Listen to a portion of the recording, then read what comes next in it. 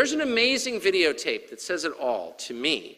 It's from 1989, and it's of Nicolae Ceausescu, who was, of course, along with his lovely wife Elena, the dictator of Romania when it was a Soviet satellite state.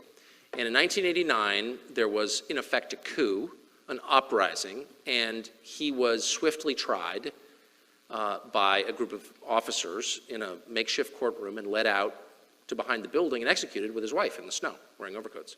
And the whole thing was videotaped. And you can watch it, not the shooting part, but everything up to that was videotaped. And so there's Ceausescu standing there, and he's run this country for 40 years as a god, okay? Really, as like on the North Korean model almost, like they worshiped him. And in a flash, he realizes he's about to be executed.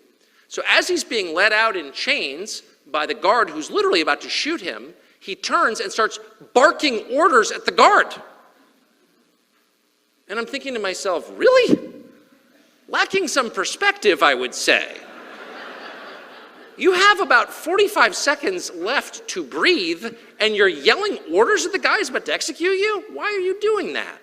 Because that's what they always do when they feel they're losing control. Always. So what we're really seeing is the effect of the internet. Talk to a young person, you may be one of them, probably are, who is not with the program, doesn't need to be a right-winger or whatever, but not with the program. You know what the program is, what we're all required to believe, all the lies that we're required by law to tell all day long. So let's say you don't believe that, and you're 22 and you're in a college.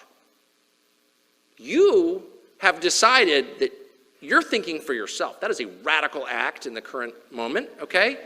And you're getting all of your information from like-minded people on the internet.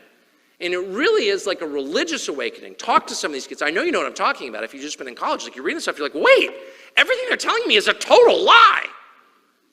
Because it is. That is happening across this country. I meet these kids. My children are some of them. And I don't mean anything creepy, hateful, anything like that.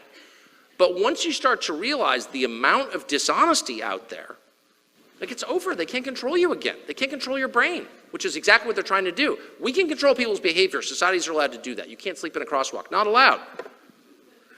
But we've never tried to control people's minds because that's the definition of totalitarianism. That's now what we're trying to do. Why are we trying to do that? Because the people in charge realize that the free exchange of information online makes it actually impossible for them to control what people think. So I spend my whole life complaining about the propaganda on these dumb TV networks we compete with, and Crush, by the way. But the truth is, it doesn't matter. None of that matters. It doesn't matter what Stephanie Ruhle says in the morning or whatever the Don Lemon guy or whatever on CNN. I'm pronouncing it that way. I know it's not correct, but it makes me laugh, so that's what I'm calling him, Don Lemon. It doesn't matter because nobody younger than me, well into middle age, is ever going to see it. Because young people don't watch that stuff because it's too dumb. They read the internet where you can say whatever you want.